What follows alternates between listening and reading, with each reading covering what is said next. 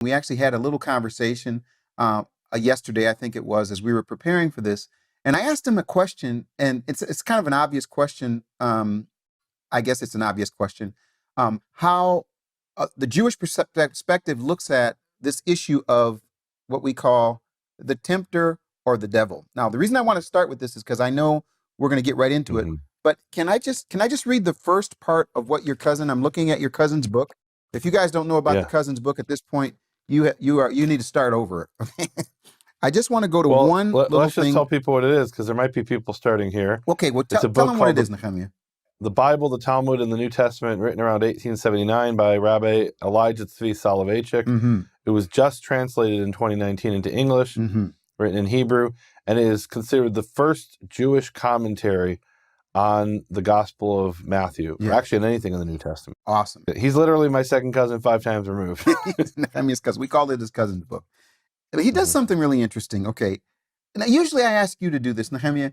Would you be willing to just read the first verse in the Hebrew Gospel of Matthew? Would you just read that for us out loud? Az lukach Yeshua beruach hakodesh lemidbar lihitnasot me'asatan. Excellent. Now, can I translate it? Is it fair to say that your cousin is not looking at a Hebrew manuscript when he's doing this commentary? Well, that's interesting. So they talk about that. The translator talks about that in the introduction, and it seems he didn't know Greek, and so he probably was using a French translation. He did a lot of this work when he was in Paris. He may have also consulted a Yiddish translation. There's at least one passage that we already saw where he mentions the French translator. So okay, yeah. So let me just give you all his translation from, assuming he's looking at a translation from Greek.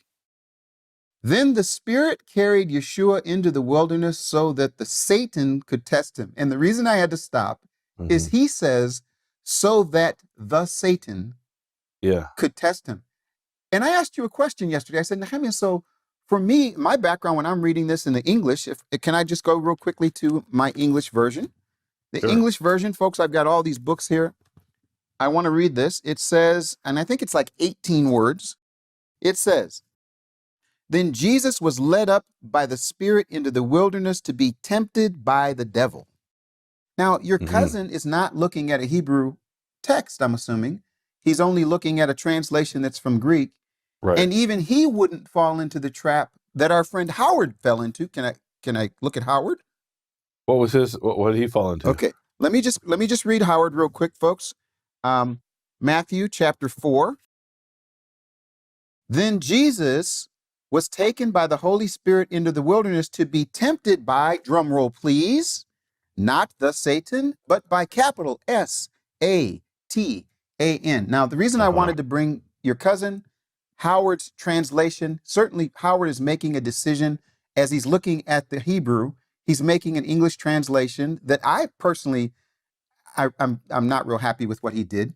But can you tell me why it is that your cousin would immediately see Satan or the devil or whatever you would say that it would be, and he still translates it as, he gives it the definite article, the, and that Howard sees ha-satan right in the Hebrew, and yet he capitalizes S-A-T-A-N. Now, this is starting controversy right off the top, but I want to ask you about this. What is your thought?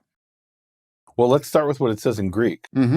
So Greek has the word diabolou, which is nominative form, for those who know what that is diabolos, which means devil.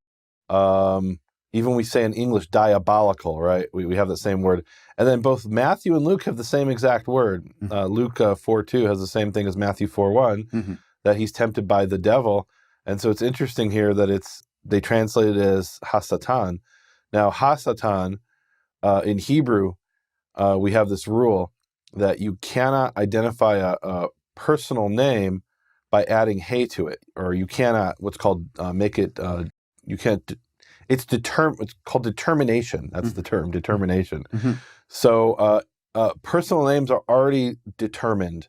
In other words, the name Keith, the name Nehemia, the name John, the name Sally. You can't say in Hebrew the Sally. Now I can in English, right? In English, I can say Which Sally was it? The tall one or the short one? You'd say it was the Sally who is short. You can say that in English. Right. In Hebrew, I can't say ha Sally, ha Yeshua. And by the way, that's actually really important when we're looking at Hebrew manuscripts of the New Testament, of which there are many, a couple dozen, maybe more. If we ever see something like ha Yeshua, the Yeshua, we immediately know this is a translation from Greek. Because in Greek, you can do that. In Greek, you can say, in fact, you often would say, ho Jesus. So the Jesus, right, or the Jesus. So the fact that it's Ha Satan tells you that Satan is not his name, Satan is his title. That's all. All that is to say, Satan is a title. If it says Ha Satan here in the Hebrew, that's true in the Tanakh as well.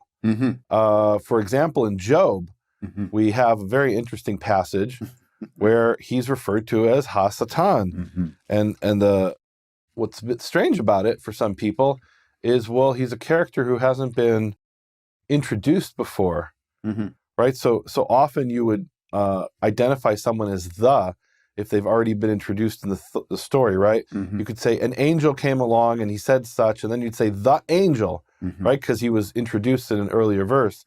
Well, in Job, he's just called, maybe we can read that.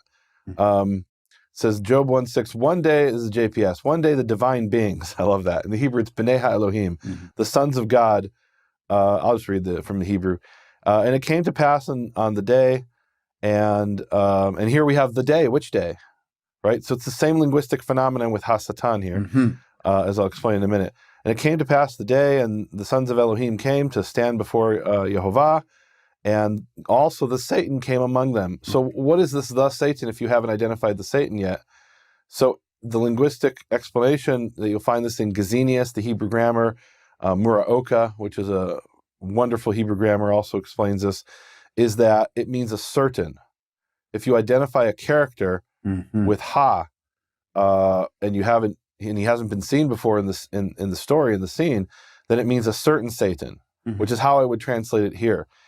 Here, let's read it. Then Yeshua was taken by the Holy Spirit to the desert to be tested, it says, we'll get to that, by a certain Satan. And now, but Satan can't be his name, or you wouldn't say Ha Satan. Right. For personal names of people that or individuals, that's not how it works. So you can do that with geographical names, but you can't do that with individuals.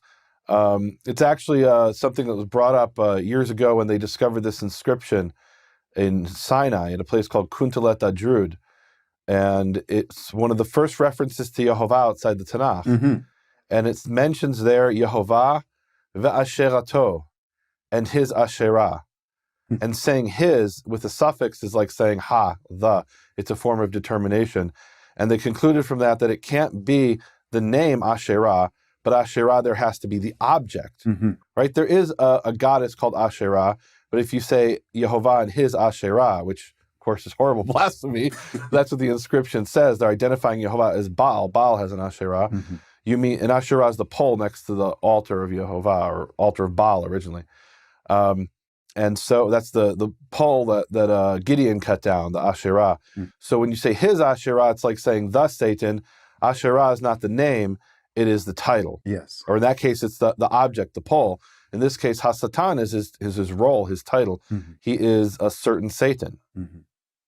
So here's what happens, Nehemia, in this verse. I think there are three simple things that I hope we'll discuss. Three simple things that we'll discuss that the Hebrew Gospel of Matthew can help us get some clarity on. So just by looking at the Hebrew Gospel of Matthew, and I know for a fact that you're going to be able to bring a lot of other things around this, but just by looking at the Hebrew Gospel of Matthew in the first verse that you just looked at, the first thing that for me, that hit me, was it was taken, and then it says in English here, by the Holy Spirit, but the actual form there in the Hebrew Gospel of Matthew, when it says Holy Spirit, what do you have? And I don't know if there are other manuscripts that are different than this. Well, so the vowel, it's not vocalized, so it could be translated or could be read as Baruch HaKadosh, the Spirit of holiness, or the Holy Spirit, or Baruch HaKodesh, the Spirit of holiness. They're very similar. It's two different forms, Kadosh and Kodesh. There are places where this phrase is used in Hebrew Matthew, and it's spelled out with what we call a plene. that is the full form, where it's Kuf Vav Dalad Shin, and that tells you it's Hakodesh. In this one, it's ambiguous, at least in the manuscripts that we're basing it on here. I want to go back to the Satan thing. There's a second possible way of reading this. If it says Ha-Satan, it could be like Ha-Elohim. When you say Ha-Elohim, the Elohim, you don't mean a certain Elohim, a certain God. Usually you might in some cases. What you mean is Elohim par excellence, right? You mean the, with a capital G, God. And so it could be the Satan. In other words, it is possible that the author of this text believed there was a certain angel who was the enemy, because Satan means enemy or adversary. And that it was enemy with a capital E, or in the JPS, they'll often have adversary with a capital A. The adversary, that is, he is the Satan par excellence. That is a possible interpretation here. What's interesting is when he addresses him in verse 10, and I know I'm jumping ahead, he calls him Ha-Satan. Yes. Right? Satan is still not his name. So whether it's Ha-Satan, the Satan with a capital S, Satan par excellence, or it is meaning the main, the angel with the title Satan, or it's a certain Satan, because there could be many angels called Satan, or many entities called Satan that have that title. It's clearly not his name, which is becoming in English, and it became in English probably because interestingly in the Greek they transliterate it often. If you look in the Greek text of the New Testament, let's just do this live while we're record. We'll do this on the spot here. So I'm going to pull up here my Greek text of the New Testament, the Nestle Allen 28. I'm going to type in Greek Satanas, and the noun appears 33 times in the New Testament in the Nestle Allen 28 text, 33 times. And let's see. Well, interestingly, Mark 8:33. I love that one. We'll get to that maybe later. Well, let's read it. But turning and looking at his disciples, he rebuked Peter and said to him, "Get behind me, Satan." Now, is Peter Satan? No, it means enemy. It means adversary here. It never loses its literal meaning. Just like the Hebrew word malach, angel, never loses its literal meaning as well. Meaning, there's two types of angels in the Tanakh. There's malach, angel, who is a human, like Balak, the king of Midian, sends a messenger, and that's called a malach. And similarly, or in contrast, there's a malach, which is a spiritual entity that disappears in a wisp of smoke in the book of Judges.